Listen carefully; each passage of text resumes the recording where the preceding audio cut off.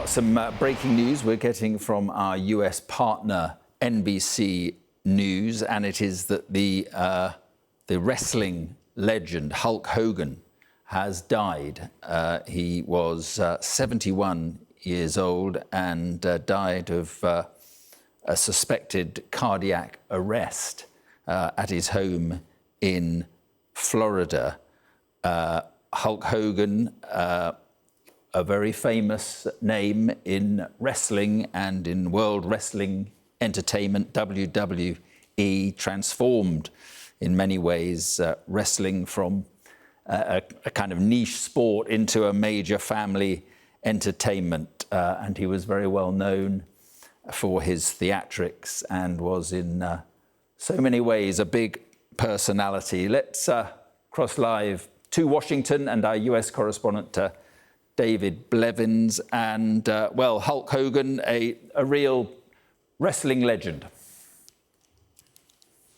Yes, indeed. Hulk Hogan had been unwell, we understand, for some weeks, Mark. He underwent major heart surgery back in June, we understand.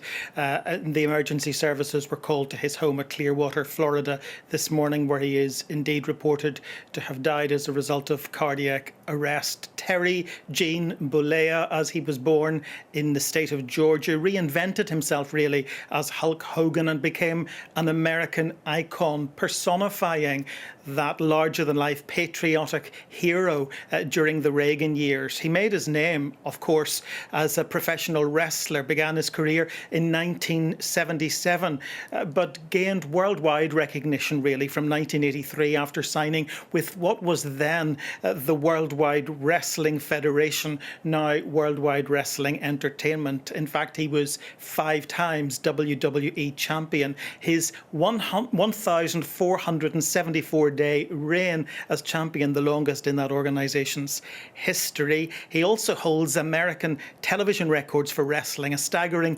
33 million viewers watched one of his fights and remained until the time of his death a brand ambassador for WWE World Wrestling Entertainment. In 1993, he gave up wrestling to pursue a career in film and television. You may remember he had quite the acting career, starring in Rocky III, in No Holds Barred, Suburban Commando, and Mr. Nanny. And some of his television shows included Hogan Knows Best and Hulk Hogan's Main Event.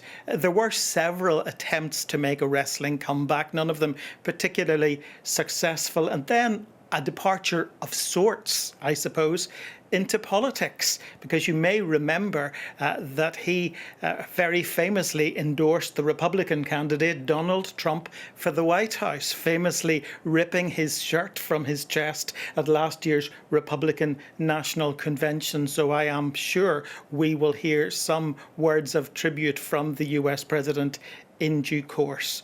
But our colleagues at NBC have now confirmed the very sad news that Hulk Hogan, a wrestling legend, an American icon, a man who really represented all things patriotic about this nation, has died at the age of 71. Just looking here at the newswires and saying that he was inducted into the Hall of Fame, WWE Hall of Fame, in 2005 by Sylvester Stallone. And as you say, he transformed wrestling in many ways, turned it into a real sort of cultural powerhouse, I guess, thanks to cable TV in the United States. And then, as you say, there was this fascinating relationship at the end with Donald Trump, where he used to appear at so many of his rallies.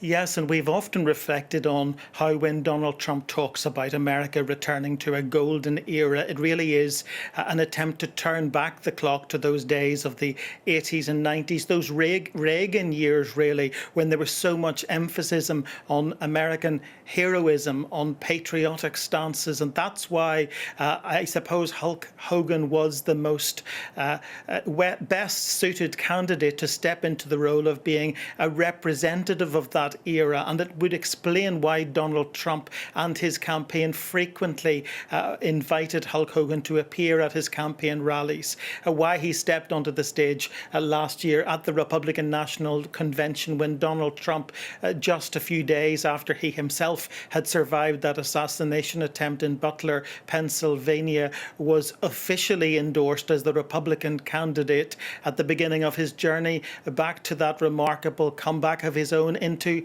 the White House. He was very, very glad to have the endorsement of a man who had been able to capture television audiences both in the ring and in movies and through his own television shows for many years. And he will be greatly saddened, I'm sure, by this news. We haven't heard anything from the White House at this stage, but in due course, I'm sure we will, because some would quite rightly argue that Hulk Hogan was able to bring his supporters on board behind Donald Trump as he ran for the White House, because he himself had established his presence as an American icon, as a symbol of patriotism right through the 80s, 90s, noughties until the time of his death. Okay, David, thank you very much indeed. And WWE has just been tweeting confirmation of this, saying WWE is saddened to learn that the Hall of Famer Hulk Hogan has passed away, one of pop culture's most recognizable figures. Hogan helped WWE achieve global recognition in the 1980s.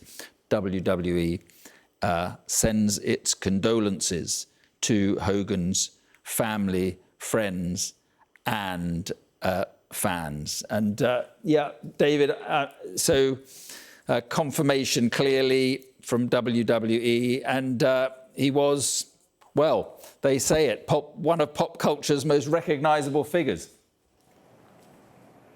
Yes, and it would be impossible, I think, to overstate the significance of the contribution he made to wrestling. Of course, it has always been something that was followed in each individual state across America, but he, I suppose, to some extent, put it on the world map.